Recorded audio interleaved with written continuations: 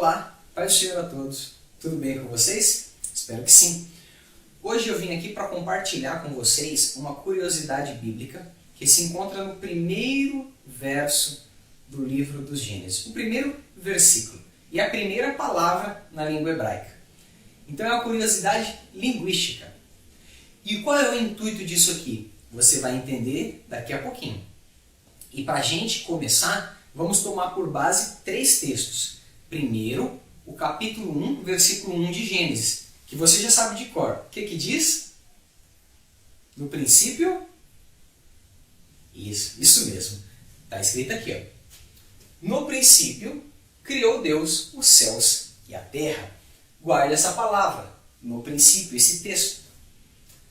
João, capítulo 1, versículo 1. No princípio era o Verbo, e o Verbo estava com Deus, e o Verbo era Deus. Vamos lá? Guarde também a palavra princípio. Colossenses 1,18, Paulo escrevendo. E ele, Jesus, é o cabeça do corpo da igreja. É o princípio. Guarde princípio. E o primogênito dentre os mortos. Para você que não lembra, ou não aprendeu ainda, a Bíblia foi escrita em 3 idiomas básicos. O Antigo Testamento inteiro foi escrito em hebraico e aramaico. Ou seja, todo o Antigo Testamento utilizou-se essas duas línguas. Só que muito mais em hebraico, porque só algumas partes de Esther e de Daniel foram escritas em aramaico. Então podemos dizer que o Antigo Testamento foi escrito em hebraico. O Novo Testamento foi escrito totalmente em grego, a língua grega. Por quê? Porque a língua grega era a língua comum da época de Cristo. E um pouco depois também. Era como se fosse o nosso inglês hoje. Como se fosse uma língua universal, a língua do comércio. Beleza? Pegou? Bom, vamos lá.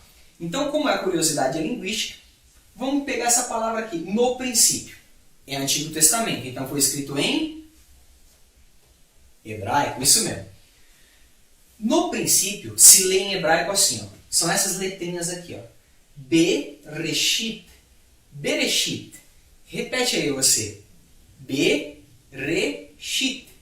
Bereshit. Aí, isso mesmo. E a palavra Bereshit, ela se divide basicamente em 2 partes. A primeira letra, que é B.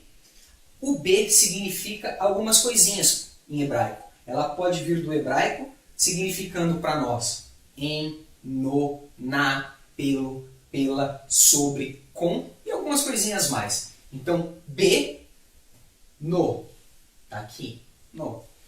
Reshit significa, ó, Bereshit, princípio. Reshit significa princípio.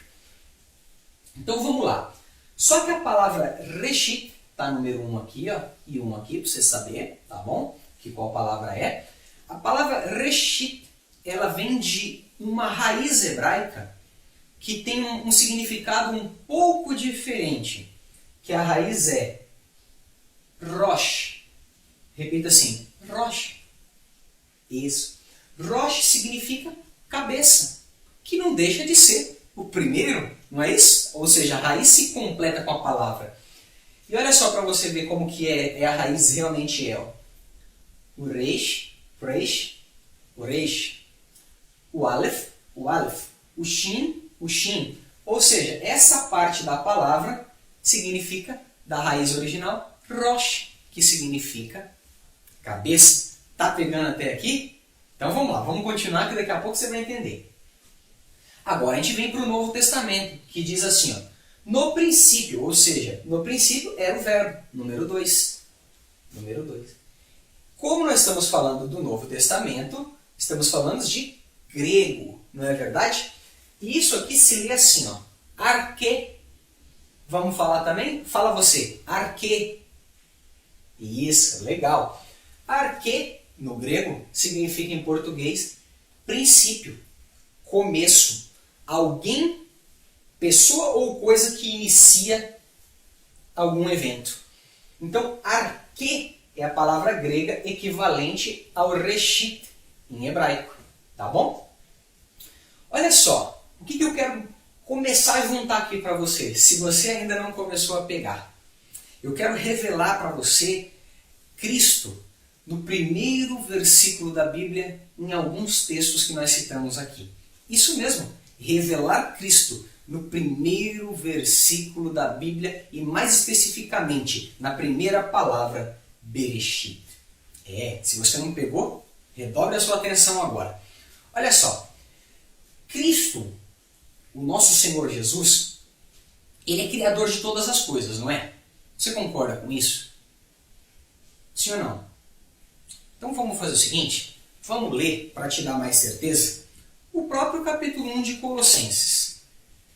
Capítulo 1 de Colossenses, a partir do versículo 15. Olha o que fala sobre Cristo. Cristo, o qual é a imagem do Deus invisível, o primogênito de toda a criação. Porque nele foram criadas todas as coisas que há nos céus e na terra, visíveis e invisíveis, sejam tronos, sejam dominações, sejam principados, sejam potestades. Tudo foi criado por Ele e para Ele. Olha só, Jesus, Ele é antes de todas as coisas e todas as coisas só subsistem por causa dEle. Igual no versículo 18. Ele, Cristo, é o cabeça do corpo da igreja. Ele é o princípio. Peraí. Paulo está afirmando que o arquê ou o Bereshit é uma pessoa. Porque falando de Cristo, ele fala, ele, Cristo, é o arquê, que é o texto grego, correspondente ao Bereshit, o texto hebraico. Ou seja, ele, Cristo, ele é o princípio. Você está pegando? Se ele é o princípio, nós podemos, de certa forma, afirmar que o Bereshit e o arquê é uma pessoa. Não é? Se o Bereshit é uma pessoa, então ele é criador. Foi ele que estava lá em Gênesis, porque o Bereshit é ele. Ele é o cabeça da criação.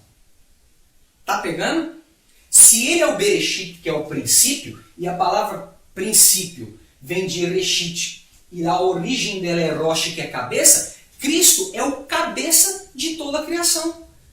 Por isso que tudo foi feito por ele. Ele é criador. Olha só, isso é muito claro no texto de João, capítulo 1. No princípio era o Verbo.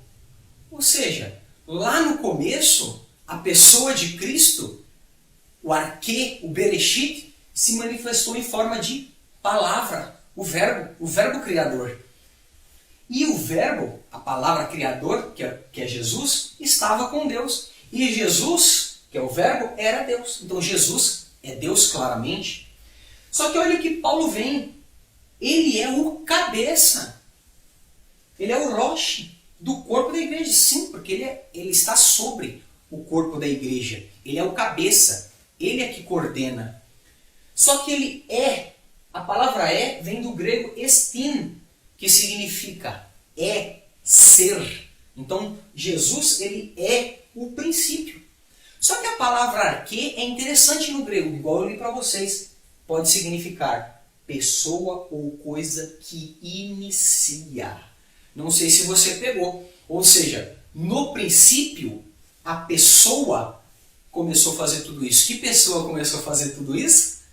É lógico que foi o nosso Senhor e Salvador Jesus Cristo. É Ele que estava lá criando todas as coisas, porque Ele é o Reshit, Ele é o arquê, Ele é o Rosh, Ele é o Senhor de todas as coisas, que nós lemos aqui também nos outros textos. Você pegou essa curiosidade? O que eu queria compartilhar com você em cima disso?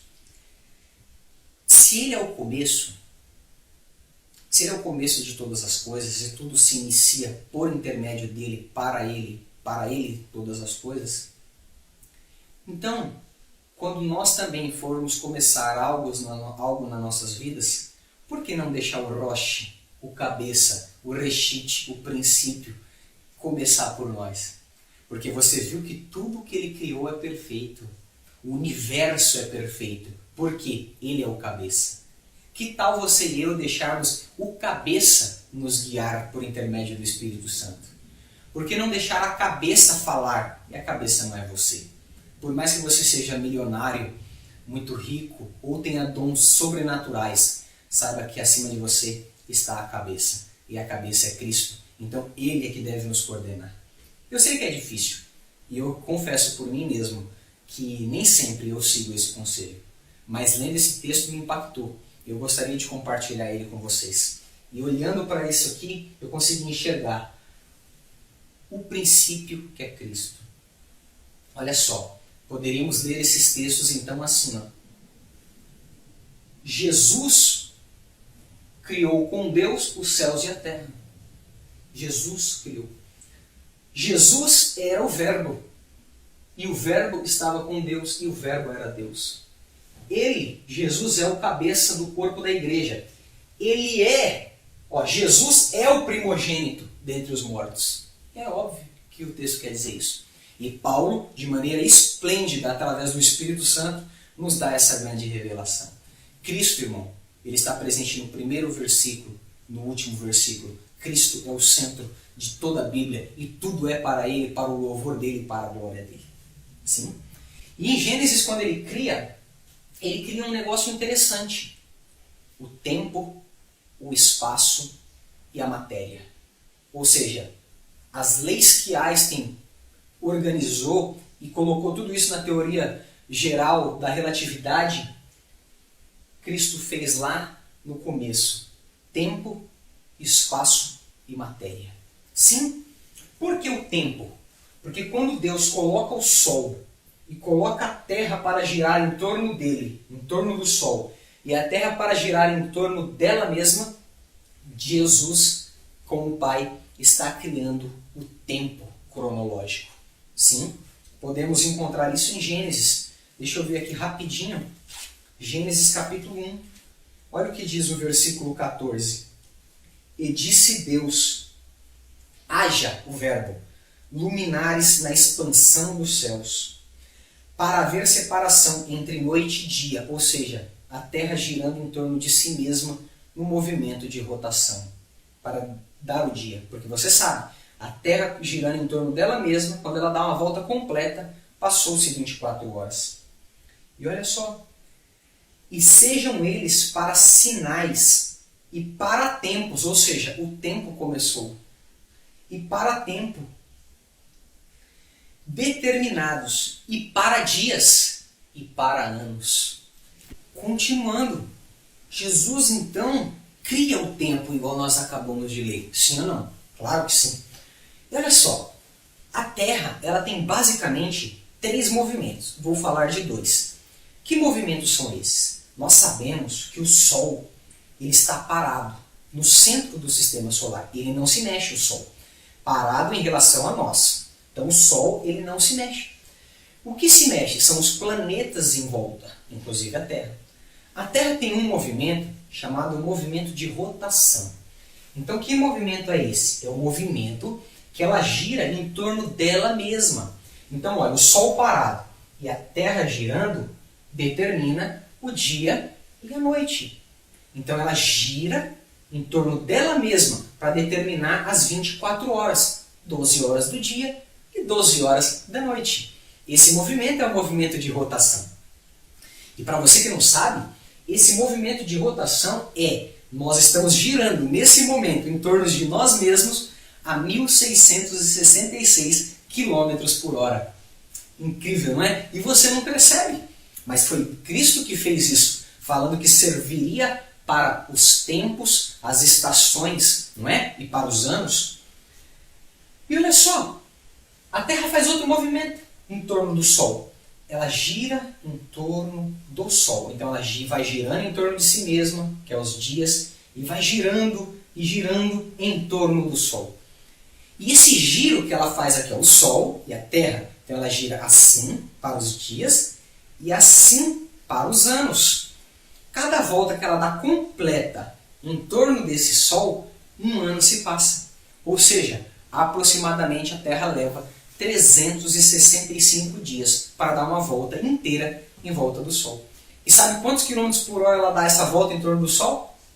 Aproximadamente 107 mil quilômetros por hora.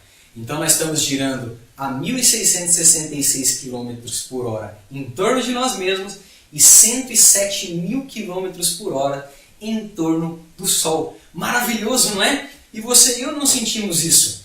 Presta atenção. Agora é onde eu queria chegar. Teve uma vez que Josué orou e o Sol parou. Ou seja, o dia demorou mais, o tempo ficou parado, o Sol ficou brilhando por mais tempo, quase um dia inteiro. Então Deus atrasou de alguma forma o tempo. Como que isso se faria cientificamente, tá? Cientificamente, porque é para você pensar. Cientificamente funcionaria assim, basicamente. A Terra ela gira em torno dela mesma, então o Sol vai batendo em partes do nosso globo. Então onde aqui que está batendo é dia, aqui atrás é noite. Deus no mínimo deveria, ou faria, não sei, fazer um movimento de rotação da Terra parar. Mas nós estamos girando a 1.666 km por hora. Qual é a consequência de uma freada brusca nessa velocidade? Cientificamente, nós seríamos arremessados a 1.600 km por hora, porque ela está girando, que se ela parar, os corpos tendem a continuar em movimento, não é? Assim como você está no carro, você está a 100 km por hora junto com o carro. Você freou seu corpo, se projeta a 100 km por hora. Então nós deveríamos ser projetados. Só que quando ela para, todas as edificações vão junto também. Sabe o que aconteceria? Todas as edificações do mundo cairiam pela força aplicada. E os mares? E os rios? As águas iriam para cima da terra e cataclismas aconteceriam. Não é? Mas tem um texto que diz: pois porque para Deus nada é impossível. Não é? Mas pensa nisso. Como que Deus fez essa terra parar? Como que Deus fez esse tempo dar uma pausa e o Sol ficar mais tempo sobre aquela região? Sabe por quê? Porque seu Deus é maravilhoso. Ele é o Reshit, ele é o Arque, ele é o cabeça. Então é ele que coordena todas as coisas. E todo o universo está sob a autoridade do nosso Jesus. Você pode dizer um amém? Então fica com Deus. Só uma curiosidade linguística para a sua vida. Tchau, tudo de bom.